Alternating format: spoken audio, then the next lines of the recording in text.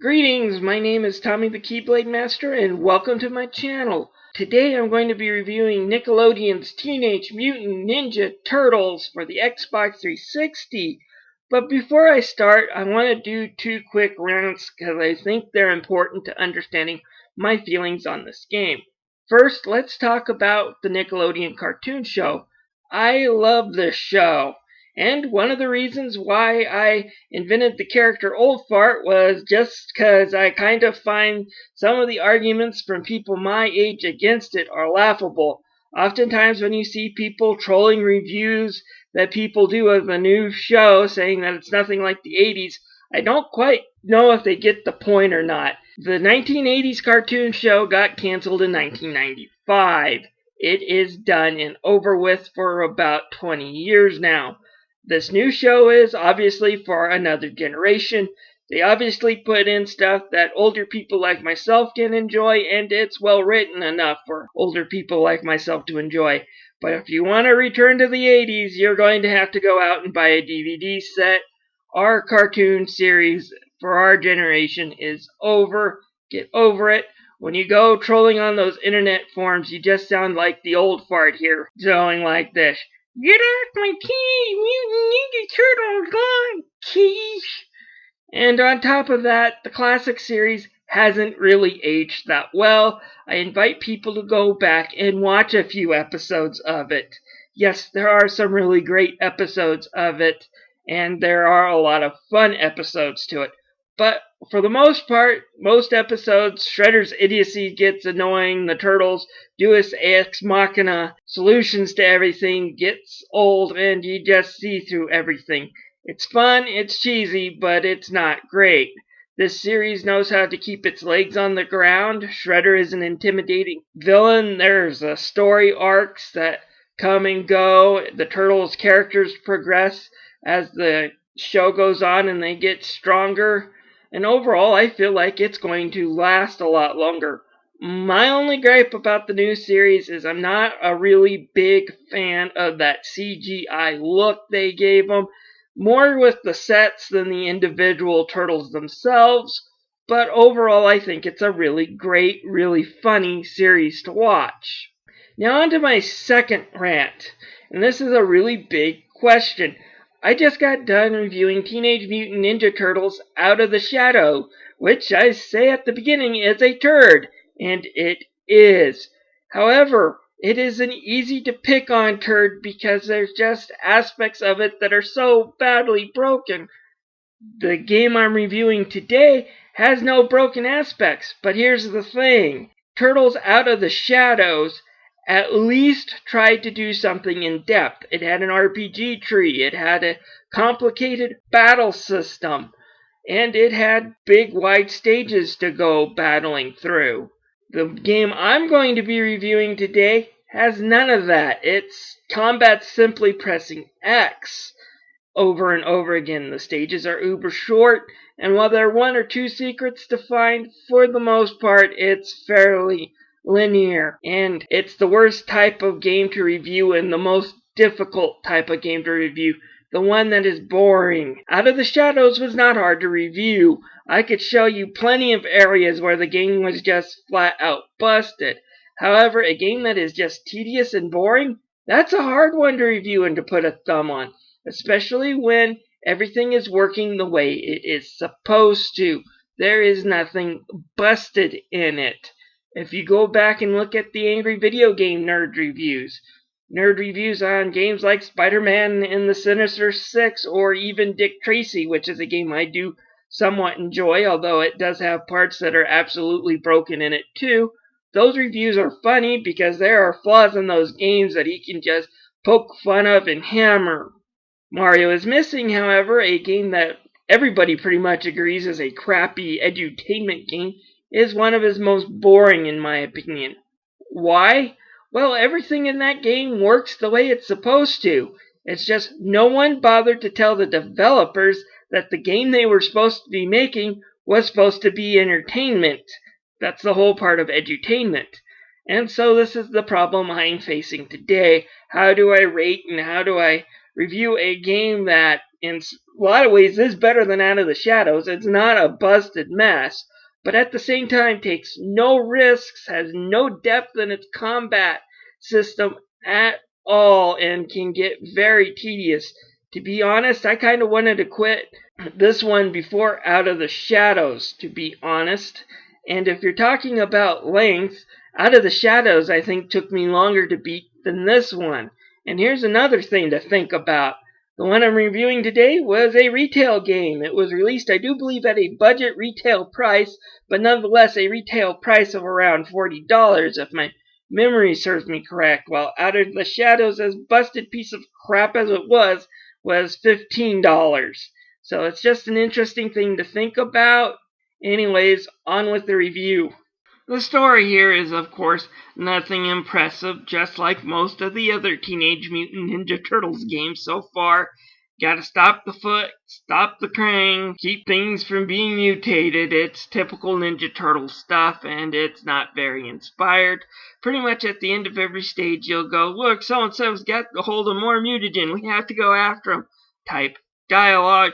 And, of course, towards the end of the game, April will be kidnapped by Shredder, and the Turtles will have to go out and rescue her. No matter how many times you change up the personality and idea of who April O'Neil is, she's always going to get kidnapped by Shredder. The more things change, the more they also say the same. And no, I'm not going to do any references to Ninja Turtles fast forward. But let's get back onto the review. Unlike Teenage Mutant Ninja Turtles Out of the Shadows, which had all those different conversations between the turtles and banters, this one doesn't have so much. Yes, you have an occasional one-liner given by a turtle. For example, Michelangelo will say, Cowabunga, I mean Booyakasha, which had me laughing quite a bit because it was an obvious troll towards the older Turtles fans like me. But there isn't much banter to really make them seem like a team or a bunch of siblings that always argue with each other, unlike Out of the Shadow. A few other good liners from Rob Paulson like this also made me laugh. Look, it's 3D.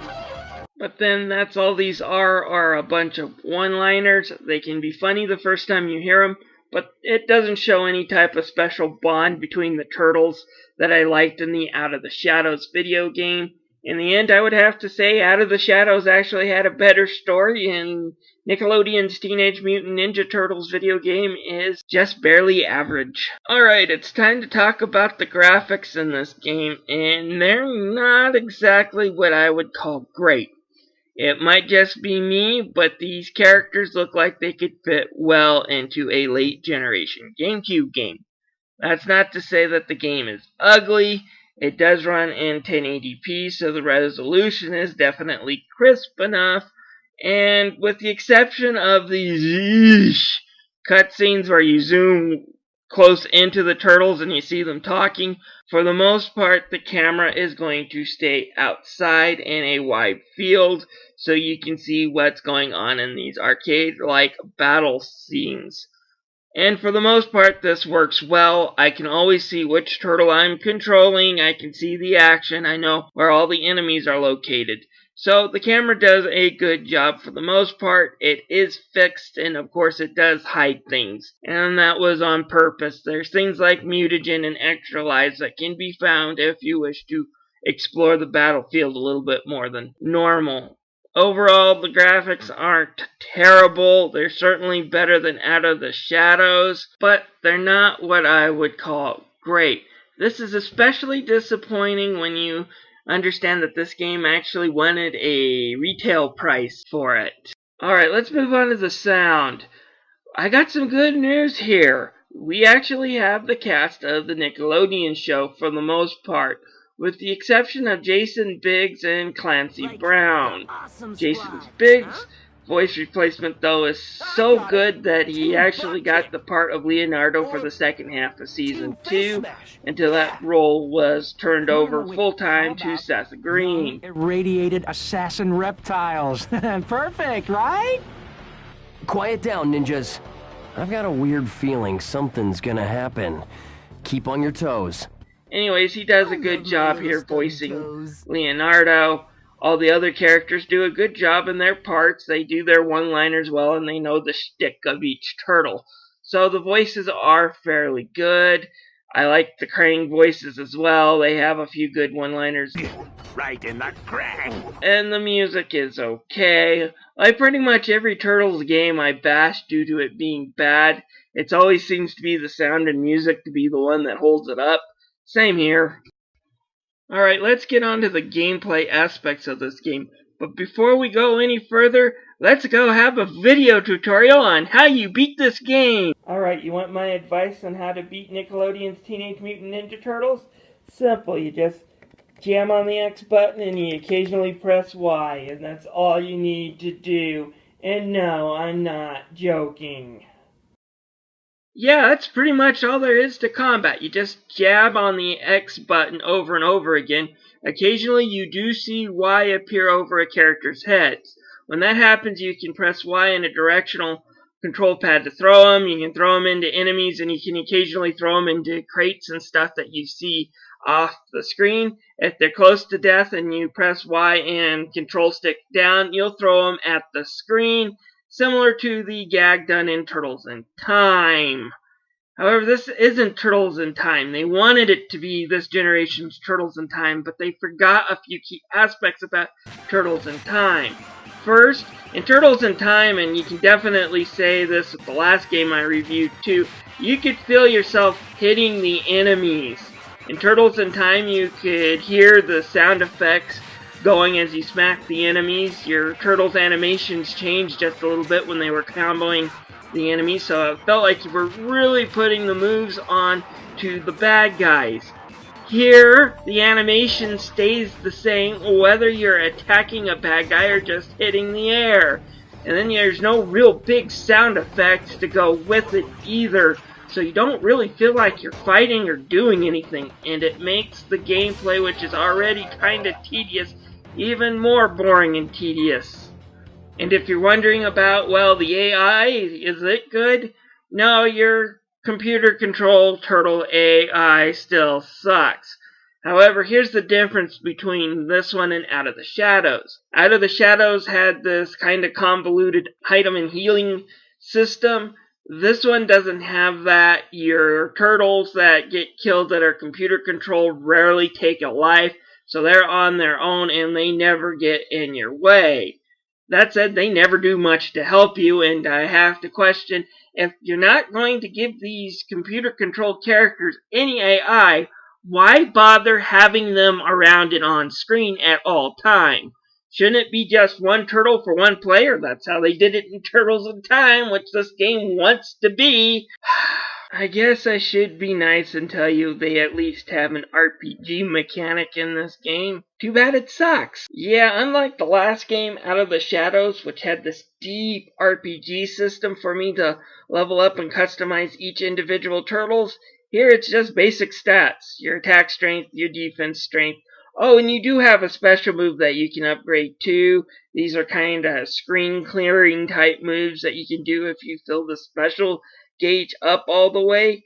But unless you decide not to level up your turtle, this game is so easy you don't really need it anyways, other than it saves time when you use it. By pressing B, you'll encounter this flashy animation and your turtle will set off a move that will clear any enemy around it. Like I said, it would have been a great move if this game was hard, but this game is so ridiculously easy. Unless you decide just not to level up your turtle at all, you're going to beat this game really easy. And when I say don't level up your turtle at all, I mean not just grind, just don't bother even entering the menu to level him up. A leveled up turtle beats this game without a freaking sweat. And if you're thinking that I'm going to say that at least the bosses are going to be fun, you are absolutely 100% wrong. These guys aren't very challenging. Yes, they will take a life or two to beat usually, but they're not really that hard, that fun, or that memorable. They're, for the most part, just pattern memorization and then trying to whack them when they show their weakness.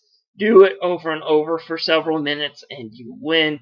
They're completely forgettable. And this also includes Shredder. It's kind of ironic. In the new cartoon series, he's this unbeatable juggernaut that the four turtles together have problems putting away, but in this one, he's so easy that it's almost forgettable. This is the easiest final boss battle against Shredder that I've ever played. And for those of you out there who like to bellyache about a game's length, I should tell you this game will probably take you about 3 hours to beat, from beginning to end for the campaign.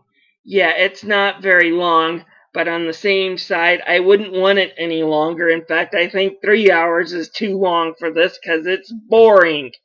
However, there are other modes to play. You have time attack and you have survival mode that you can find by collecting mutagen. Both of these are boring because they're just as easy as the regular campaign. You can also go back and collect all these mutagen canisters that you find. All this will get you for finding them all is this Defender style mini game that you can unlock in the main menu. I do like the fact that it used the original classic 8-bit Ninja Turtles theme, but other than that, it's not very fun. This game is also very easy to get 1,000 achievement points.